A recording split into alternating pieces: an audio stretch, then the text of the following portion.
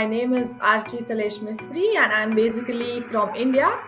But I came to Germany for pursuing my further studies. I am currently doing masters in biochemistry at Freie University Berlin, and I have a long passion to communicate science to people, and I also want to contribute to the community, and that is why I decided to pursue my passion in science.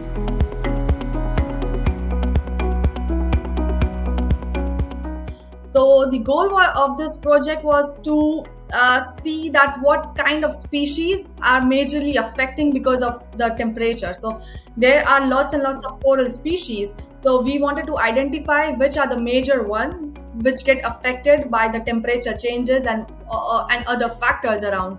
So we wanted to know the particular species of corals. We wanted to study about their DNA, their RNA sequencing, and we wanted to know and finally achieve what species they are.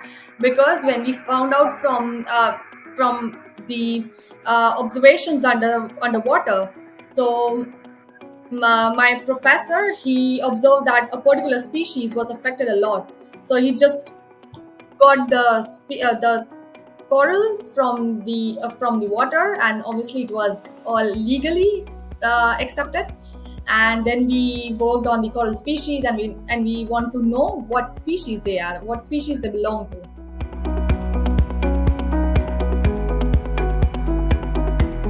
We cannot alone stop people, or we cannot motivate people, but at least what is in our hands is to know that what species are getting affected, so we can try to tell people, publish something with which we can help the community understand that this is really affecting a whole lot of ecosystem, not only what you see, not the animals on the earth, but also below the water.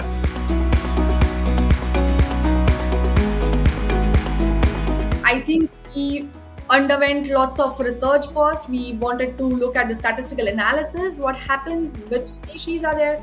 And after looking at the literature part of the project, then we wanted to know what species they are. So then we did design of experiments. We tried to modify the protocols, and then we narrowed down to one. And then when we got the corals, the models, with which we were working, then we will try to take out the DNA and then the RNA, and then we can do the sequencing, so we can get to know what species they actually belong to. So we cannot actually do, like, a group of people cannot do it, but us as a community can help us, so if we publish something like this are the things which are affecting the coral, this is the reason why the things are getting affected below water, we can obviously help people. But like 10 people cannot do it, but I think we can communicate to people what actually the problem is and what are the parameters which affect and lead to bleaching.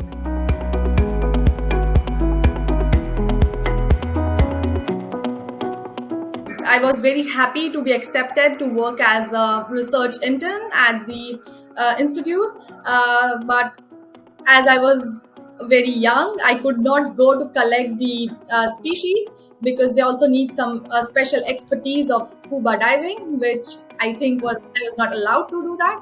And this was my first experience with marine ecosystem and working with it, and I really got motivated because it opened a lot of horizons for me. I started thinking a lot, like I never thought what was happening below water. I never thought about it. And once I started working on it, that I got to know that there's a huge lot of people, huge lot of scientists who are actually working on the whole marine ecosystem. Because nowadays, if you see, people are morely concerned with animals, models, COVID, cancers these days, and no one wants to focus more on marine because maybe they are lacking the knowledge, or maybe they are not introduced to such field. So I think that now that I have hands-on experience to lots of species and marine ecosystem, in future, if I get a chance, I would surely like to work on it again.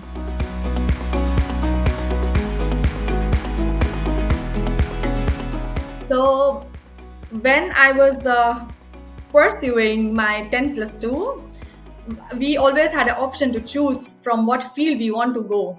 So like either you choose for mathematics or you go for biology. And at that point, I was very much motivated to pursue MBBS, that is, study for doctors.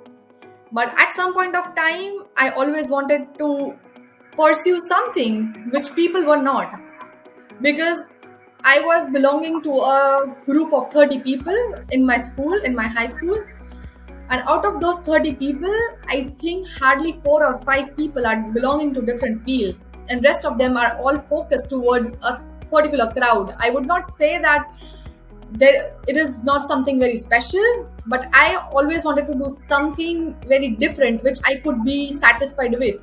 Because if I work for myself, or if I get myself into some projects, then I really get a sense of satisfaction when you work for something for a long period of time and then you achieve it.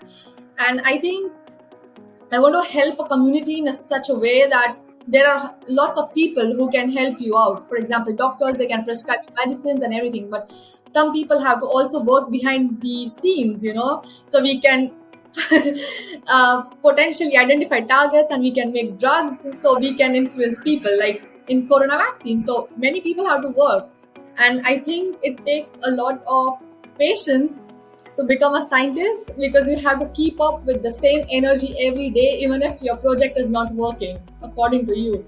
So I think it has changed me as a person, and I'm very satisfied with what I'm doing these days. And I think contributing and communicating science has always been very motivating to me, because the way I listen to people, the way I communicate with people, I think it's always very nice. So I think there's one thing which keeps me going to the lab is I want to make a change, and I want to work for the community. So it's not just for me that I work whole day in the lab, but it's also for the rest of the people out there.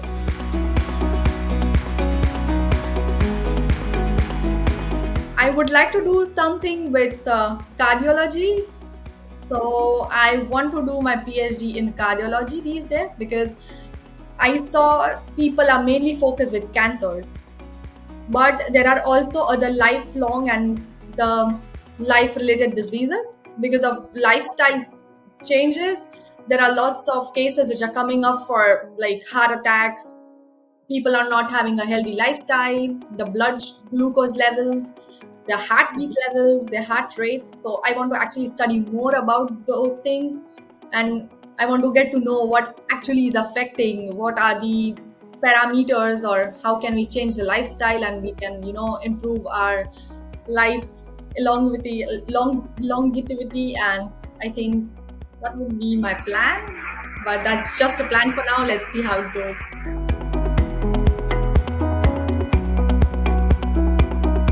I think until and unless you enter the lab, everything is just so fancy for you, unless and until it's on paper, you are like, okay, I have got 50 microliters of this, and at the end you can see the results. But once you start working in lab, and you know that even if you add 50 microliters very precisely, you cannot always expect what you think you want. So, and I would also like to say that I'm the only one from my whole family. So we are a family of 15 people, and I'm the only one who is pursuing biology, and I'm in the life science field. Everyone is engineer. So I think it's very difficult to communicate with people as well. So when I go back home, my mom will always ask me, "What are you working on?" So I think sometimes it's very difficult to even teach her that what I am doing every day, why I'm frustrated at some time. So I think we have to keep up with everyone's energy level. If you enter the lab with a dull face, I think 10 people around me would be demotivated, which I don't want, because I always want to be in a positive environment where people can work really nicely. So I always try to associate with different people, different projects, so I can get to know different techniques, how they work. I can always try to improve. So I always feel that the more you communicate, the more you learn, and the more you can improve yourself. So I never think that I know everything. It's always a space and time for learning. So I always try to associate with people. I always try to keep up the communication. So if something is going wrong, I would just sit down, go to Google, and if Google does not help out sometimes, I'll just go and sit with my mentor and I'll ask her what is going wrong. I just want to get things working out But it's not always like that, because in my initial years of my bachelor's, I never thought that I would be working on such interesting projects. And I think I want to shape my career in such a way that at the end of my journey, when I look back, I want to be satisfied with my work, that I have contributed something to the community and I should feel satisfied, is what I feel. So definitely, it's not like what you think in the field of science. So yeah, that's what I feel.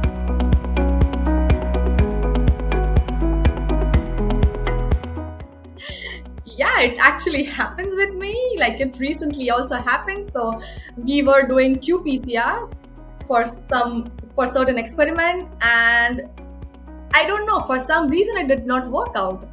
And I was thinking about it the whole day. What could have gone wrong? So I stayed back in lab until, late evening, and I was always trying to modify. I was always trying to look back at the results, the samples.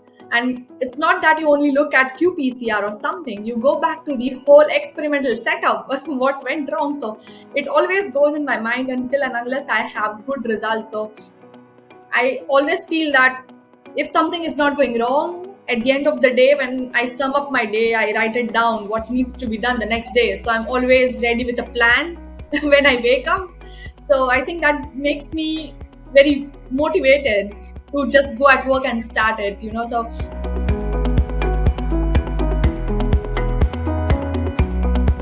I really don't like much of the office work or writing protocols at some point of time. I would like to work in the lab and experiment with things. So I think, yeah, it always stays with me, but it's good.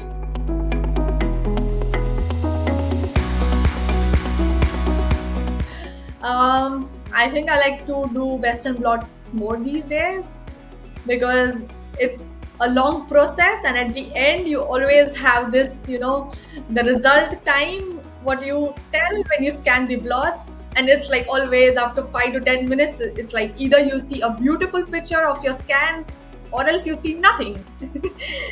So I think I like to do Western blots or some experiments like those, but I'm fine with others as well. Not it. Yeah.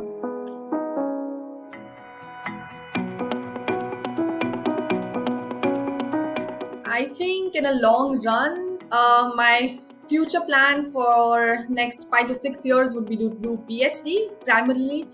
And if I like my project more, hopefully I will, then I'll try to continue in the same field, and I would try to research more on a same topic and do a postdoc.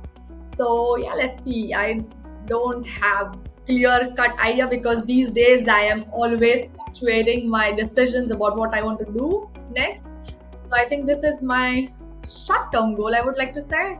But yeah, I would always try to stay with the science, and I would like to do something. So I will not leave this field until I feel satisfied, or until for next 20 to 30 years I would like to stay with science. That I work with coral species. So to be frank, I would not lie, but I did not knew what was happening below the soil. I was totally unaware until I started my research upon a particular topic. So I was given an opportunity to work with the National Institute of Oceanography group, and in course of 2 to 3 months, I tried to learn lots of things. So one of my basic motive was to understand the reasons for coral bleaching. So what exactly is coral bleaching is because of the temperature changes, because of the global warming, because of the climate changes, environmental changes. There are lots of things which are affecting below the soil, not only what we see, but also below, under the water. So there's a huge community, there's a huge ecosystem, the marine ecosystem, which is also affecting. So it was great to work with coral species, and we were trying to find out what all factors affect the corals due to which they lose their fluorescence. Because these days when marine divers go inside the sea to find and catch organisms, or just to go for fun, these days as we see, there is not lots of fluorescence which you can observe these days, because the community, the ecosystem, the marine ecosystem is getting affected. They are losing their own charm because of the global warming.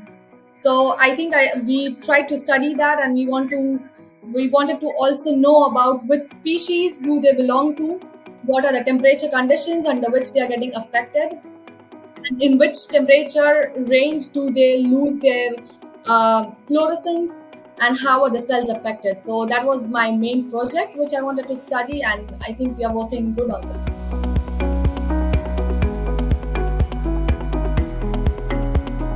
So one day when I was just doing my protocol work, I was going through LinkedIn.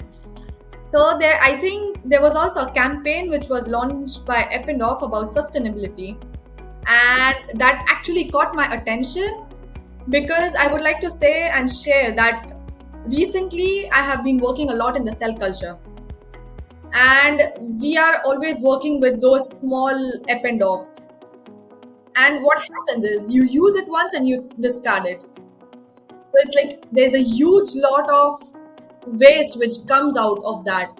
And I thought that if I would be contributing my ideas, or if I would tell how I work in a lab, maybe I can help the company with my ideas, or maybe you will also get to know what where you guys can actually put in your ideas and make something innovative. Like we can now always recycle because we now know that we are affecting the environment a bit more, and using a use of plastic has always been a problem now in past 2 to 3 years at least. So I think that if I work for a big experiments, I usually use 40 to 50 Eppendorfs, and I just throw it away in an hour. So I think if I alone for a big experiment use 40 to 50 Eppendorfs in a day, I think people would be using like more than 200 or 300 Eppendorfs. It just goes in waste at the end. So I think I always wanted to contribute and communicate that there should be some innovations. We can always keep up things to recycle those little things, because I think those little things always make huge difference. Like even if you take for example the pipette tips, if you touch your pipette somewhere where it shouldn't, you always just discard it without using it. So there are huge things which can be changed. For sure, it can take some time, but I think in next 5 to 7 years we always have a solution to this problem, and I think we'll able to contribute to science as well as to the environment. So I think it's really nice. And for Eppendorf, I would like to say that it has always been my part of science, because since I have started my work, or I have started my career as a scientist, I have always used Eppendorf, and I think it has a huge motivation, and it has always been my partner in all my experiments. So I would like to thank you all for all the wonderful particular pipettes which you made, the big ones, the small ones, it's all perfect. So I would like to thank you guys, because without your products, I think our life would be miserable. Actually, yeah, because I think it's up and off everywhere, from pipette tips. Like I then we usually use pipette tips, and then there are those small epis to big centrifuge. So it's like wonderful combination of all the scientific tools what we need in our daily science. So I think it's amazing. Thanks a lot.